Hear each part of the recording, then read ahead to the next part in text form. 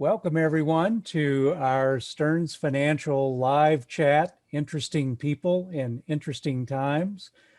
Today I am privileged to have a very interesting person who is working in amazing, interesting ways with the people who are really part of the social fabric of this country.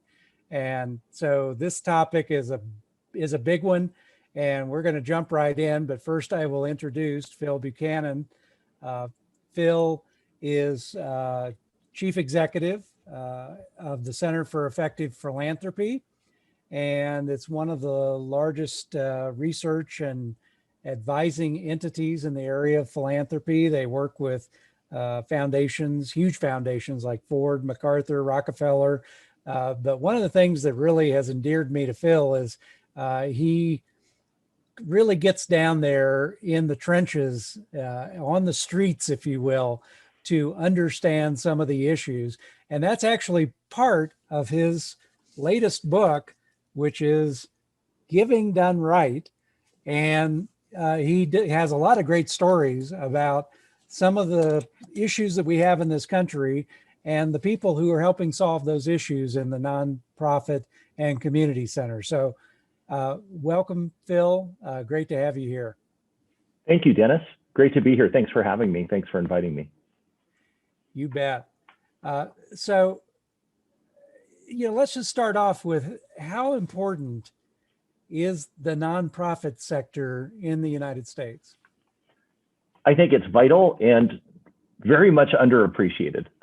If you look at all of the things that we take for granted in our lives. We don't worry that our kids are going to get yellow fever because the Rockefeller Foundation supported the development of a vaccine.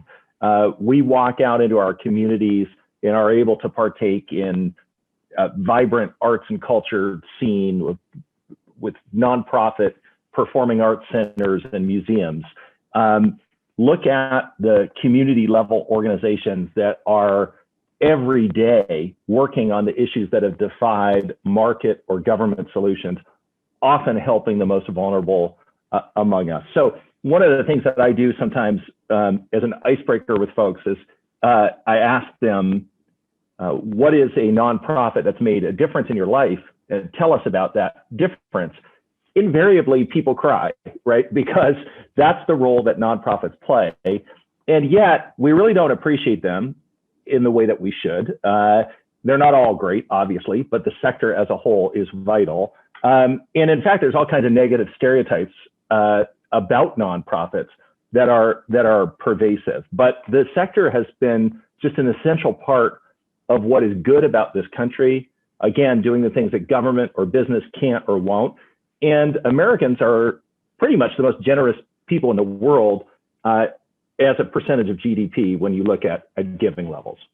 Well, so let's talk about that for a second, Phil. The two components to that, how we lean into this area versus other countries around the world, and maybe as important or more important, how do entities in the nonprofit sector overseas, how do we stack up relative to them? Well, the giving levels, as I said, are higher in this country than they are in other countries. I think the nonprofit sector is also much more sort of well established, and that's owing to a variety of factors. And they're not all necessarily good, but they're sort of historical factors, including, on the good side, in my view, just the American tradition of sort of association that, Tocqueville wrote about in 1830 or whatever it was that he shared those observations. The history of the founding of this country and the fact that, part of that was about a pursuit of religious freedom. There's a lot of other things we could talk about, the negatives associated with some of the things that happened at the founding of this country, but that played out over time in this emphasis on association, on organizing, on citizens taking action. depending on your politics, the more negative side is that our government doesn't do some of the things that other Western countries' governments do, leaving the nonprofits to play a role that some would argue, and I happen to share this view, they shouldn't have to the extent that they do, but nonetheless they do. And and here we are, and we're seeing that play out in incredibly stark terms in this moment of 2020 and the various crises that are impacting this country, and the absolutely vital role that nonprofits are playing. So it's unique. The size, scale, scope, 1.5 million nonprofit organizations. People lament that as if that's too many and a sign of inefficiency or waste or duplication. In some cases it might be. In other cases, it's actually a wonderful thing, because what it means is that you have community-rooted organizations that are often the best positioned to really understand issues and people who they're serving. So size is not always equivalent or a proxy for impact and effectiveness in the nonprofit world. But there's also wonderful large nonprofits that are doing crucial work every day, organizations that nobody's necessarily ever heard of, providing opportunities for low-income kids in the summer to have access to academic programs that affluent or middle-class kids might take for granted, so that their summer learning loss is not greater than their more affluent peers, for example. There's so many different stories of nonprofit impact at different levels and sizes.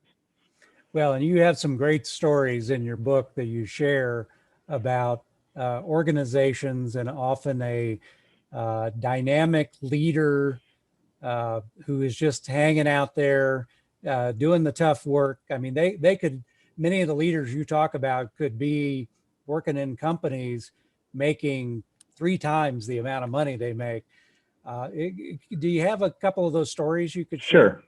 Yeah, and that's so important, because again, it gets to this stereotype question. Like I hear people say all kinds of things about nonprofits, like nonprofit staff, they're not really hard-nosed, or they couldn't make it in the real world. Or I get phone calls from people I went to business school with, or I worked in strategy consulting with after business school, and say, hey, Phil, I'm super successful, and I've done all these great things in the corporate world. And I say, wow, that's great. And then they say, but now I'm looking to kind of downshift and, maybe have more work-life balance. And so I was thinking about getting into the nonprofit world.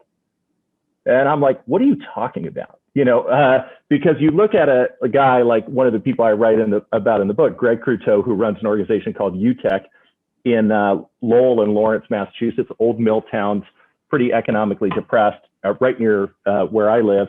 And that organization was formed because of gang violence in that area. And their mission is to recruit people out of gang life, get them employed at one of several social enterprises they run, a mattress recycling facility, a wood shop that makes cutting boards that they sell to Whole Foods, a cafe right across from the courthouse in downtown Lowell. And every day, he and his staff are trying to recruit people out of gangs. Where do they do that? They do that at hospital bedsides after shootings. They do that visiting jails. They do that at funerals, because those are the moments when people are open to a change. And then not only do they get these young people working, they help them get their GED. They've now got a daycare. And this job takes everything it takes to run an equivalent sized business and a ton more, right? Because this guy isn't just making sure that the P&L works, right? Because that's not how you ultimately measure a nonprofit.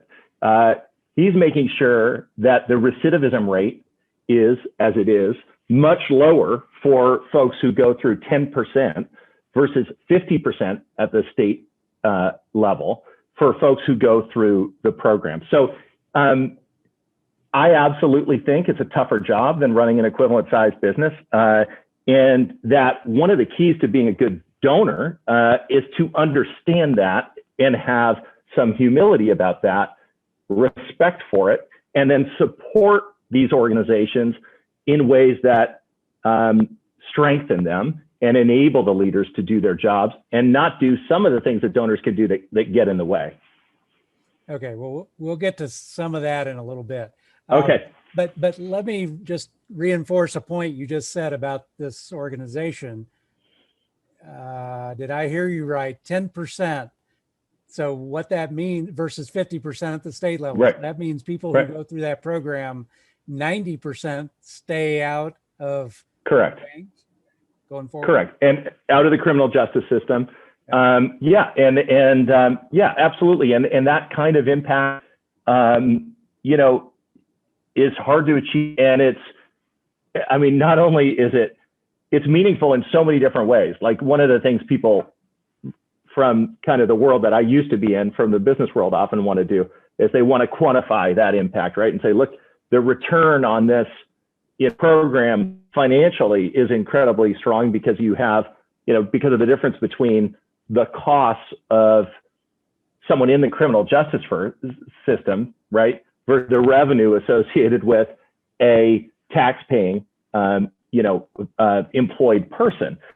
And that's important, but that's just a sliver of what matters, right? When you think about the lives that these folks have, the skills that they learn, not just in terms of skills that make them employable, but how to be someone who is a supportive parent, and what that means for their relationship with their kids when they have kids, on down the line. There's a guy I write about in the end of the book, who maybe I can find it, who I spoke to, who had been through the program, and his name wasn't really his name, called him Andre in the book, and he talks about his how he sort of got involved in criminal activity, and how he kind of hit bottom after being in prison. He didn't know where to turn, but he remembered this guy from UTEC who would show up at the prison, and he called him and he said, "I need help." And they said, "Come in at 9 a.m. tomorrow." And he said to me about this organization, and I say this, and I want everybody to understand, there are organizations like this in every community. Andre said to me, people here understand that people make mistakes. A lot of people look at me and they think I'm guilty until proven innocent. Here, it really is innocent until proven guilty. Everyone here gives you a hug when they see you. When I'd walk in, I'd feel like I was home, like I was someone's kid. They fathered me, mothered me, brothered me, cousined me. This place represents love. And I asked him what his dream job was. He had a good job, but it wasn't his dream job. He said, "My dream job is to work at UTEC with kids like the kid I was before they found me," right? And these are the people who are doing these jobs are I think unsung heroes. And as folks, as I think many on this webinar are, folks with resources. One of the things we can do is find those organizations, and give them the support they need to do this vital work. Well, so let's follow up on that one a little bit, Phil. And by the way, the audience probably has already picked up on the fact that you have a unbelievably awesome background. You could be probably running a lot of Fortune 500 companies. Don't think so. Yeah. Yet you choose to do what you do. So maybe first question I should ask you is, why are you doing what you're doing? Yeah, well, any answer I get to that is going to sound like trite, I think, but it is really because of everything I said before about how much I believe in the positive impact that philanthropy and nonprofits can have.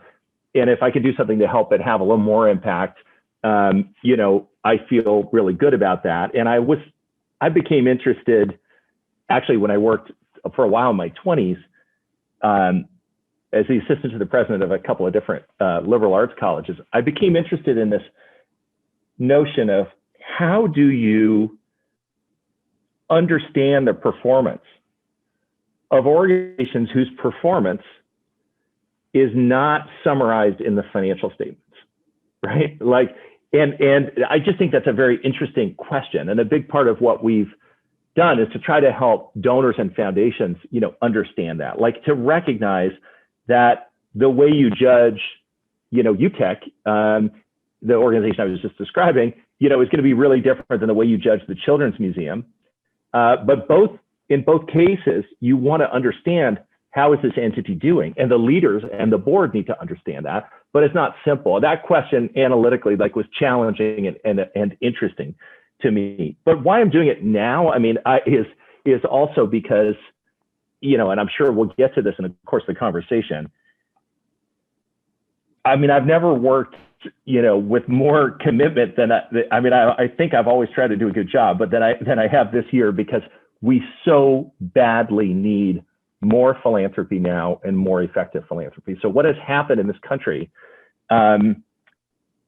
with COVID, the disproportionate impact from a health perspective, COVID, the disproportionate impact economically. And when I say disproportionate, I'm talking about on Black and Latino Americans, Indigenous people. I'm talking about low-income people generally. I'm talking about elderly and vulnerable people, people with disabilities, right? In every one of these cases, what's happened in this crisis is not just that people will say, you'll read things where it's revealed inequities. Well, no, maybe it has to some who weren't sort of aware of the degree of inequities. It's exacerbating them in ways that could last generations, right? It is, you have folks, I see this even in our own organization, right? Like you look at where people are, and you see folks who suddenly, having kind of made it into the middle class, are supporting siblings, all of whom lost their jobs in the hospitality industry, right? You see folks who were just on the verge of homelessness, who are going to be or have been pushed into homelessness. And once you're homeless, it is very, very difficult to get back to where you were. And so we need people to dig deep in this time. Like, we need people to give at a level that actually feels uncomfortable. And so that's part of what's motivating me this year in 2020, is that just to make the case that we need people to give, and to give effectively, and to recognize that this is all the cliches apply. It's an unprecedented time. This crisis even if we don't see it in our neighborhoods, you look at the data and the K-shaped recovery and all of that, and we're not going to look back at this time, I don't think, in 20 or 30 years and say, boy, I wish I'd done a little less. This is a time when we really need to dig deep. And I think philanthropy in the nonprofit sector is a part of the story of how this country can come out of this terrible time, and also, become less divided over time, because I don't think it would be possible to be, it is, of course, I shouldn't say that, it sounds naive, but I hope this is the most divided, and fractious time, and that we will look back at a story of recovery that partly involved nonprofits in communities, philanthropy playing a role. Well, yeah, and to that point, I certainly have seen in my board work with community groups and nonprofits, people who disagreed on almost everything politically and sometimes otherwise, but working together on a common problem, they work shoulder to shoulder and just work together very nicely. That's right. Absolutely. Yeah, absolutely. Well, so let's get back to your point about this is a time when we need to lean in, we need to be more effective. So this is a question, you and I have had some fascinating conversations around the question of if you've got an existing group in your own hometown that you've worked with and are comfortable with, but you think that maybe they're only 50% as effective as they could be, versus saying to yourself, I'm going to go out and set up a new organization. So talk through that dilemma that actually is a real-time dilemma. Several people who are on this call are having a dilemma as we speak. Yeah. Well, sometimes it's true, and sometimes it's softballs, Phil. You throw a few hard balls here. Yeah, I mean, sometimes that assessment is right. Sometimes it isn't. So the first thing is, let's have some humility about what we know about a nonprofit's effectiveness from afar, right? And because it's sometimes a more complicated situation than it may appear from a distance.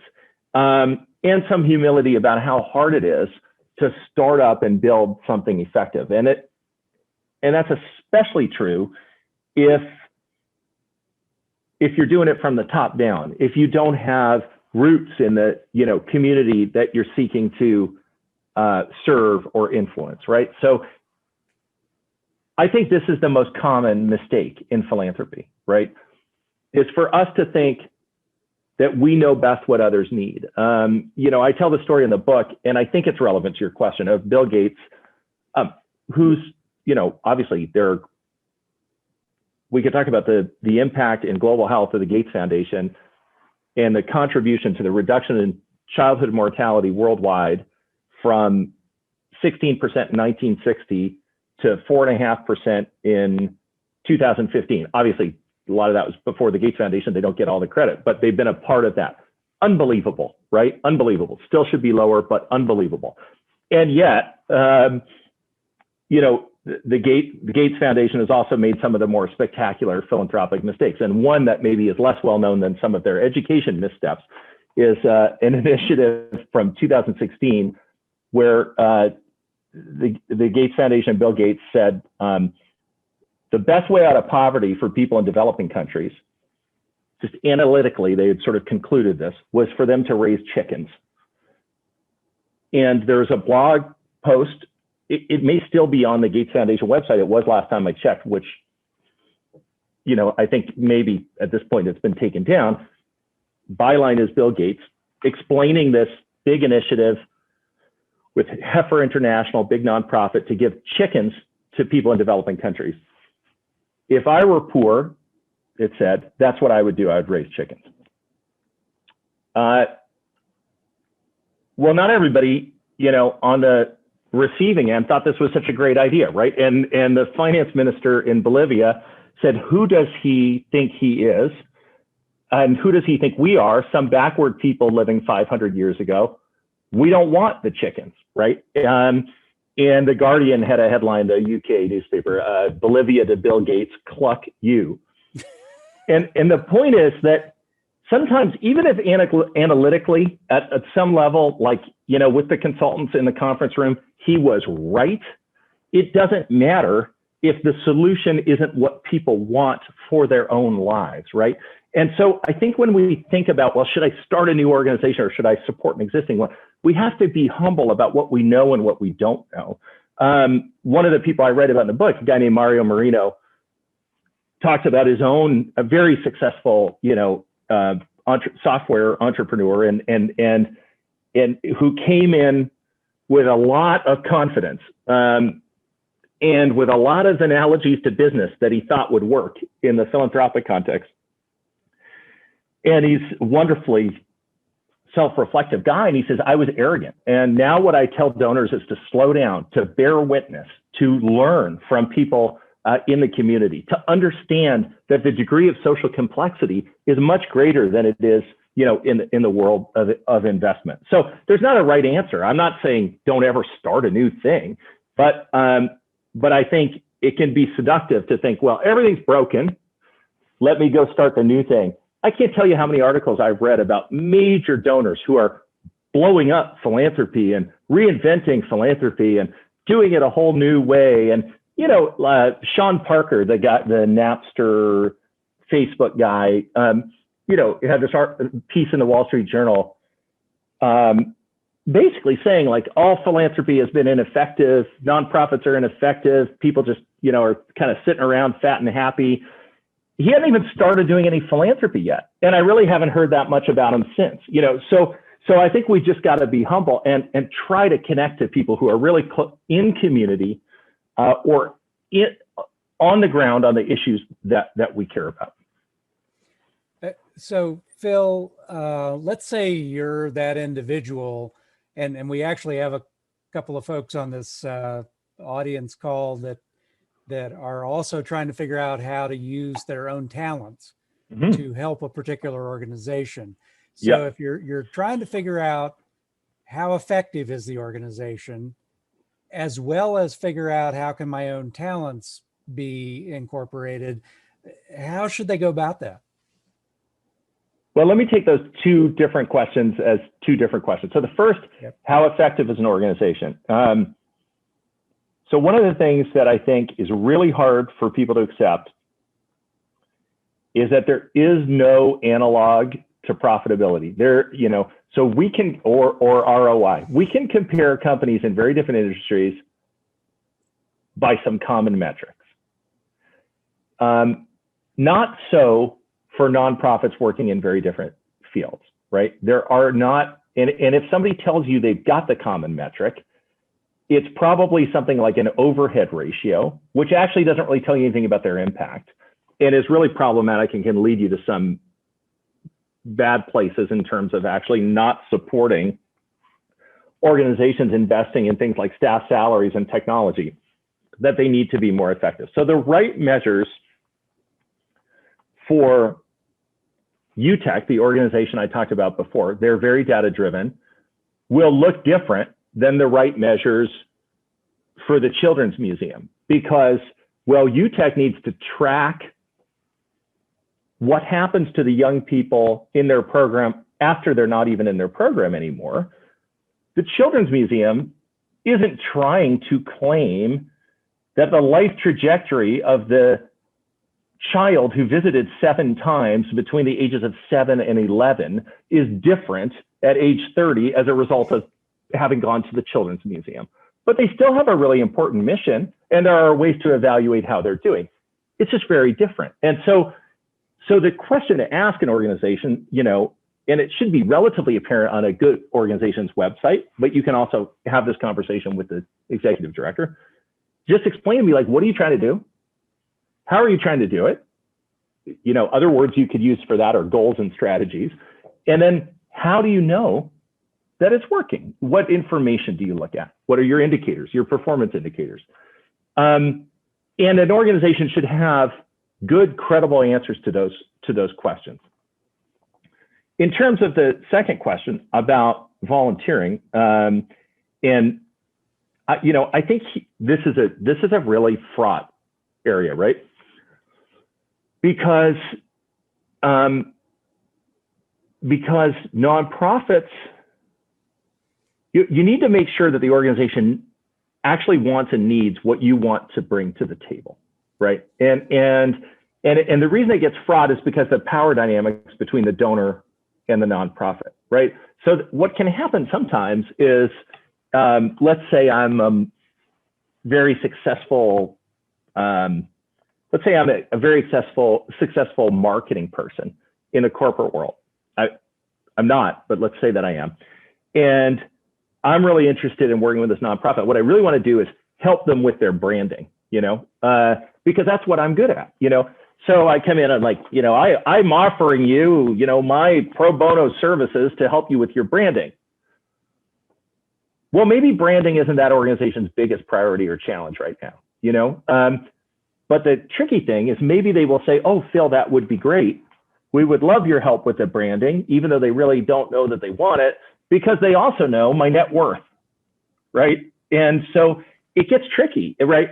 So the more open you can be about and just humble, you can be like, I want to support your organization. This is what I could bring to the table. Time, talent, treasure, whatever. This is what I have. What, in terms of the talents that I have, please tell me if there's an overlap with what you need or not. Be direct. Invite them to say, actually, that's not our biggest need, right? Like, make it possible for them to have that conversation. And the other thing I would say, and this is maybe an overstep because people don't need to tell them how to run their lives, but also to be open to just supporting the organization in ways that might not play into your professional background, but might just be interesting and an opportunity for you to learn and be an extra set of hands. It can be incredibly satisfying to volunteer, doing very basic and simple things, and to know that it's helpful and actually gives you a real perspective on the culture of the organization, the staff, the other volunteers. So it isn't necessarily the case that even if you are super accomplished in something, you always have to be spending your time doing that thing. Sometimes that can be great. And sometimes there are amazing matches where, you've got somebody with some technological expertise that is exactly what a nonprofit needs, and they're able to capitalize on that. And obviously that's wonderful. Yeah. And so I have seen some of those train wrecks that you're talking about firsthand, where somebody comes in and they think, okay, I have all this expertise, but the executive director of the nonprofit doesn't want to make them feel like they're rejected. So they try to accommodate, and then it ends up being a very awkward situation and sometimes hurt feelings. So I get that. And we also have a number of clients who have decided, they're perfectly capable of being on the board and governing, because that's what they did during their career. And they don't want to do that now. We have one who, the Meals on Wheels organization wanted them part of the senior leadership. They wanted to be down in the trenches delivering meals. They wanted to be making a difference at the pavement level. Yeah, love that. Yeah, and they almost got some pushback from the organization. Well, that's that's not what we really need, but that's what they really needed to do as a volunteer to feel like they were being fulfilled. Yeah, that's great. I like that story. Yeah. Yeah. Okay. So let's go on to our next question. I know we're going to be actually very shortly moving to Q&A here.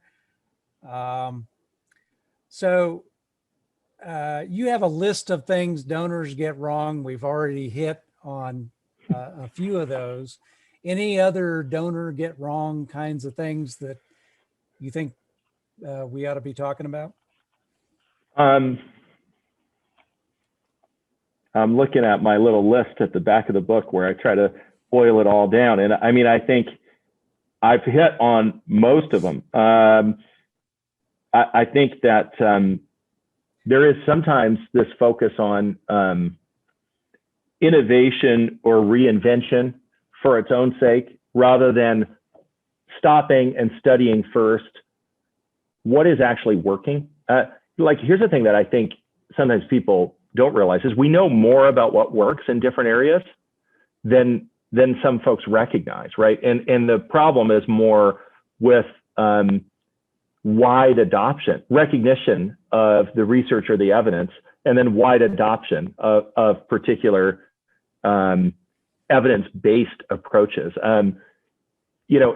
And I think one of the unfortunate things, and this is related to, is a tendency to assume that the way you get that is by scaling a particular organization, is sort of the venture capital analogy, which I think is not always, I think is not helpful in philanthropy, because it's not about the single organization's growth, right? It's about the scaling of an approach. And sometimes the best way to scale an approach is by making sure many community-rooted organizations follow that approach. So an example would be mentoring, where, we all know there's just a multitude of mentoring programs, from big brothers, big sisters, to ones that are associated with small community-based organizations. But there are ways to do mentoring that are more effective or less effective. And there's a lot of research on it, actually. So there's a national organization called Mentor that provides resources and that seeks to ensure that community-based organizations are aware of and following best practice with respect to mentoring, rather than trying to say, no, we need this one organization to become like the McDonald's of mentoring, right? Which actually isn't going to work, you know? So I think that's this sort of fixation on the individual entity, which makes sense if you come out of an investment or business context where it's a zero-sum competitive dynamic, and makes less sense in the philanthropic context. So what I always say is, like, in the business world, you want your strategy to be yours alone, like unique value proposition. When I was a strategy consultant in the corporate world, like, you know, these things were closely guarded. In philanthropy, if your strategy is yours alone, you're in deep trouble. It's got to be shared. Well, and you know, we are very fortunate in our neck of the woods. We have several organizations that have been recognized as leaders in their industry and go around the country sharing what they do, but they're always open to learning other things that we can adapt here in our local community. Yeah. Okay. We do have a number of questions, so let's not let them get away from us here. So one question, are you familiar with the Poor People's Campaign? And I guess they're asking about the effectiveness of that organization. Yeah, aware, but not familiar enough to render perspective. I'm sorry. Okay. Not an informed perspective anyway. Okay. Yeah. So, but there's a great example that I don't know if that our person who put that question up has the ability to go and interview the executive director Right. to find out, you know, how they're doing. So if it's a little bit more of a disconnected, you know, big national entity or whatever, right, how do you figure out if you like what they're doing and the impact it's having? Right. I mean, I really do think it comes back to those three basic, you know, not to oversimplify or dumb it down, but three basic questions. I said, like, what do they say about what they're trying to do, how they're trying to do it, and how they know that it's working? Like, if you go on their website and you can't really figure that out, you know, that I think that's a problem, right? So organizations should be able to communicate about that. You know, and then in some areas, you know, it depends what area you're talking about. But like I said, like in some areas, there is an evidence base, and you can figure out whether an organization is actually doing things that have been kind of vetted or studied as best practice. In other areas, somebody might be trying a new approach, which is great. And then the question becomes not how do you know it works, but how are you setting yourself up to know whether it works or not? Right. You know, we all know of these examples, right, of things like Scared Straight, where I don't know if people remember this, but it was, you know, an initiative to try to get young people to stay out of, you know, crime, right? And they'd have formerly incarcerated people come to school assemblies and talk about their lives and what they learned. And when the attitudes of students were sort of rigorously analyzed through third-party surveys, what they found is that it was having the opposite of the intended effect. People's perspectives on the appeal of sort of criminality was actually more positive, right? So like, and yet this had been a sort of widely funded and scaled program. Or think about DARE, right? Which again was ineffective, but things where it sounds like it would work, but there isn't evidence that it works. And so I think it's particularly the case when something claims to be sort of like the thing, and it's really growing rapidly or seeking, you know, to be in a lot of different geographies. Then we really better ask the hard questions about how do you know it works. You know, like an example in the book that I talk about is this organization called Bell. It's now called Bell Excel, and I sort of alluded to them without naming them before. They're focused on summer learning loss for low-income kids.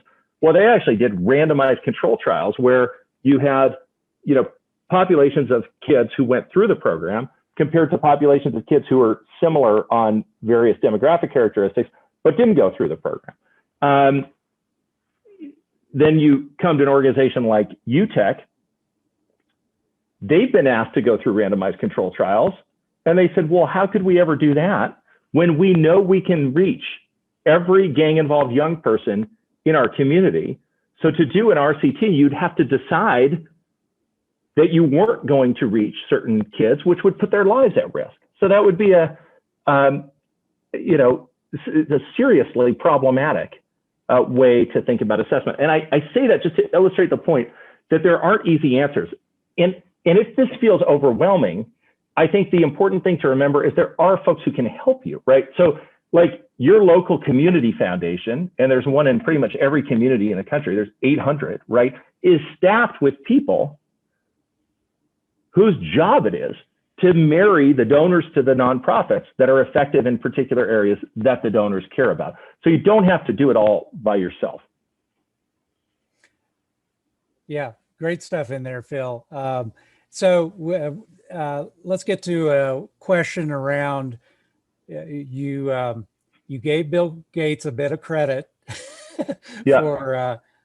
for some phenomenal things that they've been leaning in on around the world. And you said they're not perfect. So how about some other examples? Because you're working with some of the biggest foundations on the planet. How do they go about figuring out what things they're going to lean into? What would you say their batting ratio is? I mean, well, I mean, it depends on the area, right?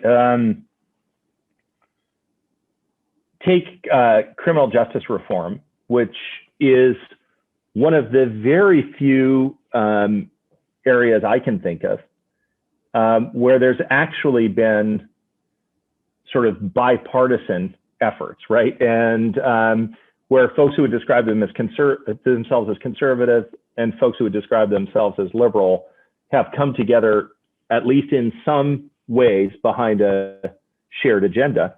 I mean, as totally messed up as our criminal justice system, in my view, continues to be in terms of the rates of incarceration of folks for nonviolent crimes, the disparities by race in sentencing for folks convicted of the same crimes, of conviction, et cetera, there has been progress. For example, in the area of juvenile justice, there's the number of juveniles who were incarcerated was cut in half in about 15 years because of the work of the Public Welfare Foundation and others. There have been a number of other efforts that have had good results, and they've been backed by everybody from Charles Koch to the Ford Foundation, which are not close to each other on the ideological spectrum. So I think that's a really cool success story.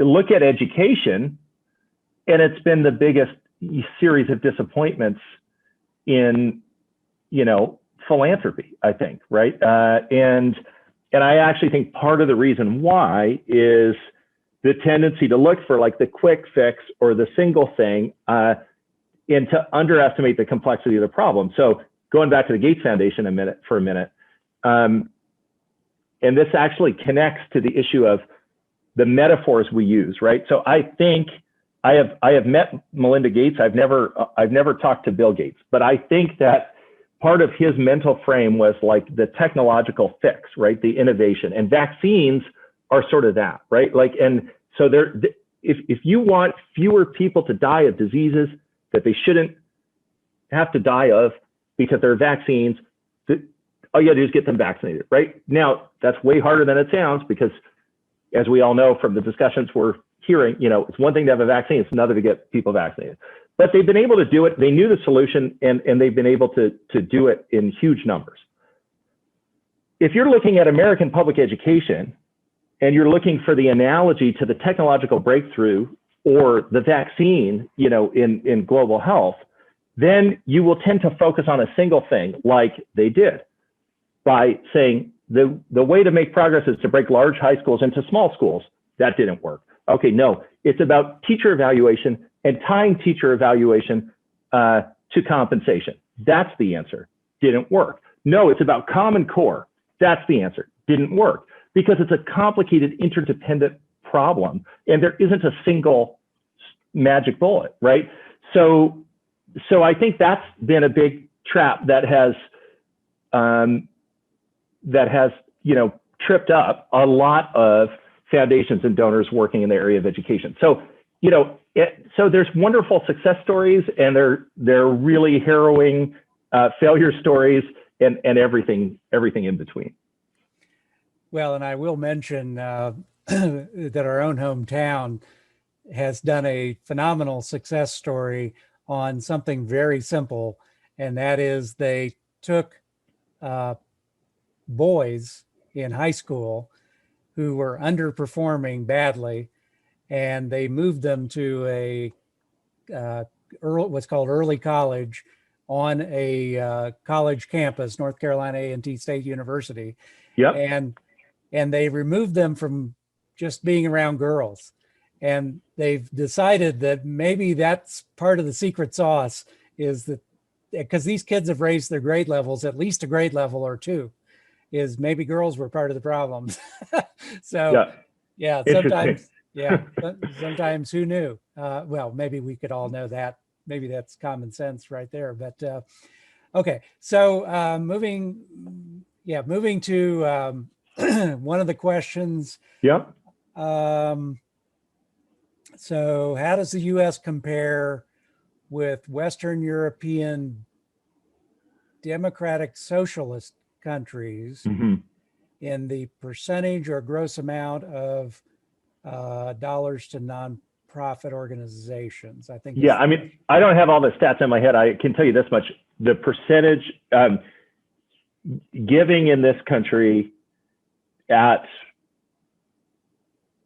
450 billion last year or whatever it was, as a percentage of GDP, couple percent of GDP, much higher than those countries. What percentages in those countries, I couldn't tell you. And that's partly a result of what I alluded to before, the fact that governments there are doing things that nonprofits are here are doing, partly, but it's also, I think, about a different culture and tradition as well. Yeah. So another question is, and maybe this ties in with what you've already talked about a little bit, is our faith-based organizations in this country are pretty strong. Now, I think they're strong in some of those overseas countries too, right. But the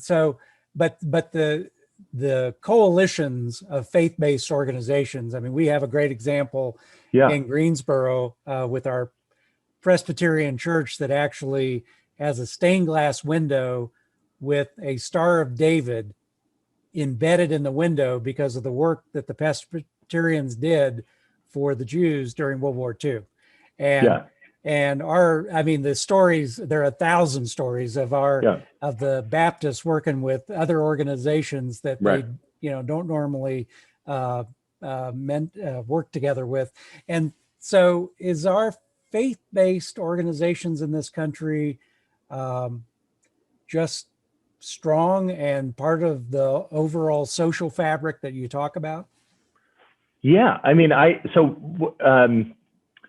shameless plug, I just launched a podcast called Giving Done Right. You can find it on any podcast platform, with my colleague Grace Nicolette, who is better at hosting a podcast than I am, as you'll see if you listen to it. And she and one of the things we talk about in the podcast, and something that's very important to her, is like the role of faith in giving, and it's a huge part of the American philanthropic story and the global philanthropic story. And yes, some of the most effective, you think about something like International Justice Mission, and I think I got the name right, IJM, the work that they do, on things like childhood slavery in places like Ghana, incredibly powerful and important work. And so faith is a huge part of the giving story for so many people.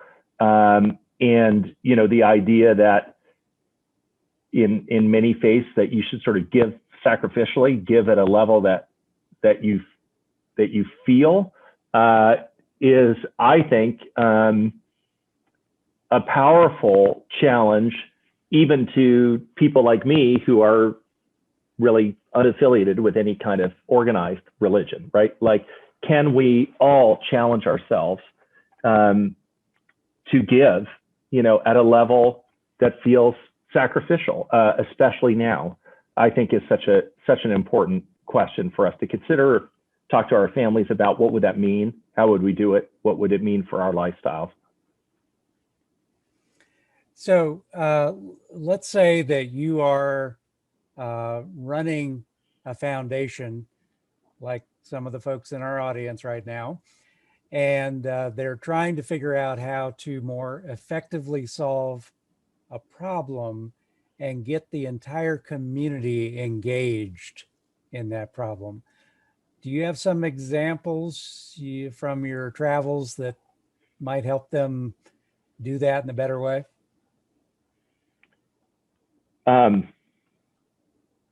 Yeah, I mean, I'd start with just an anecdote, which is before we all stopped traveling, a few months before, I moderated a conference at the Southeastern Council of Foundations, and it was supposed to be on learning from failure, and it was like 3, I think, foundation CEOs, and for various reasons, we hadn't really had a good planning call because the people on the panel changed and someone dropped out and someone came in. I didn't really know what people were saying. We're going to say when I asked the first question, which was, before we talk about learning from failure, could you each just describe one failure you've learned from, briefly? So they each described, they didn't know what the other ones would say, basically the same failure 3 times, 3 different foundations, 3 different geographies. And it was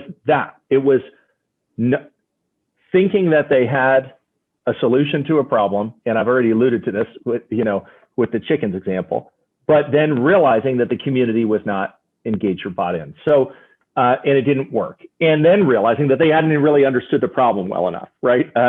So I think this is, recognizing that often the most effective thing we can do is actually relinquish some of the control and the power and figure out what those closest to the issues think the strategies are that work, and get behind them and empower them to do the things that are working. Now, that presumes that what they're doing is working, and that's not always true, but it often is if you look carefully within a community. So I think just getting our head up, getting the perspective of nonprofits that have been working on these issues for decades, they know stuff, getting the perspective of the people whose lives you seek to improve. I have a friend who always says, when she started working in philanthropy, she realized that people didn't much like to think of their lives as problems to be solved by others.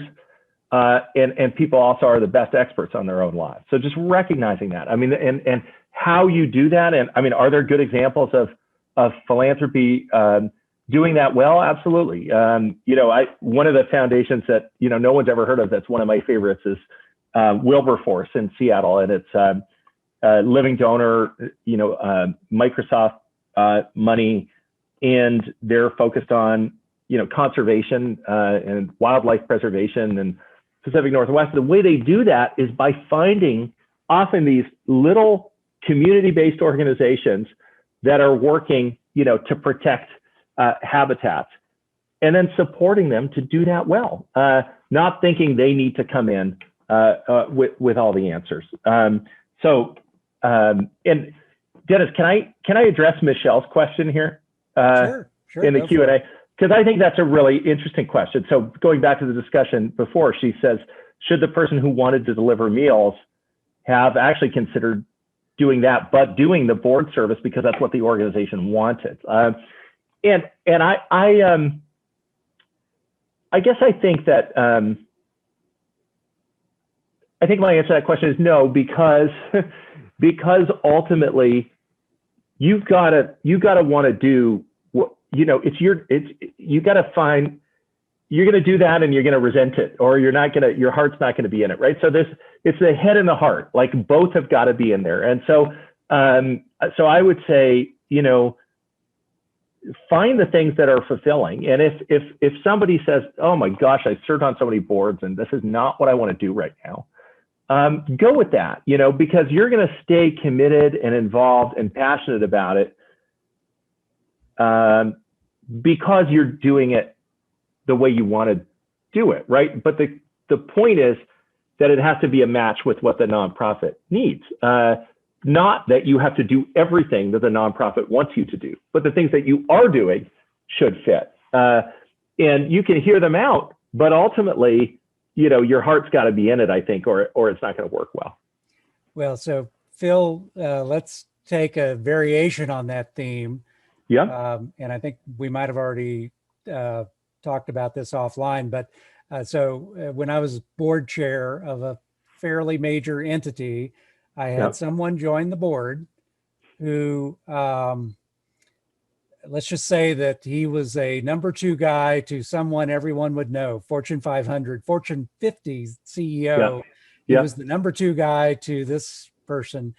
And he came in, and pretty much then all I heard were complaints from my other board members of, this guy thinks he can do everything the way they did it back at that Fortune 50 company. Right. And I mean, he was literally in danger of driving the rest of the board either crazy or away. How would you have handled that? You serve on a lot of boards. I know you've described to me some of the interesting conversations you've had. Yeah. How would you deal with that situation? Oh, gee. I mean, so here's what I would say to you. And then the question is, if I'd been you, would I have had the guts to do this? I think you got to talk to the guy directly, and just say, look, like, I think you gotta, I think this is part of the problem. There's this culture of politeness in nonprofit boards, that you don't quite have in boards where like everybody's got like a financial stake, right? Manners go out the window in those cases. But in the nonprofit world, it's a little bit, and I think we got to be able to have those like tough conversations and have the healthy conflict and have the chair say, you know what, it's great that you're on this board, but I'm getting some feedback that maybe you need to do a little more listening, and maybe this is what you did, I don't know, and understand the context a little bit better before you come in thinking that everything from before applies. We're thrilled that that you're on the board, but that's what we'd like to see you do. And if it doesn't happen, you got to get rid of the guy because he'll destroy the culture of the board. And one person can do that. I've seen it, So, and I think a board self-assessment can be really helpful, where people can anonymously, not trash individuals, but name some of the issues. And I think that's a thing every board should do at least every other year. And there are really good tools like through BoardSource that exist. Yeah, well, so great ideas. And so, the first thing we did is I took him out to lunch, described all the issues, was very blunt, open, honest, and direct with him. He said, oh, I got it. And then it didn't really change. And so then we went to that board survey that you talked about, and we set a baseline of what's appropriate behavior.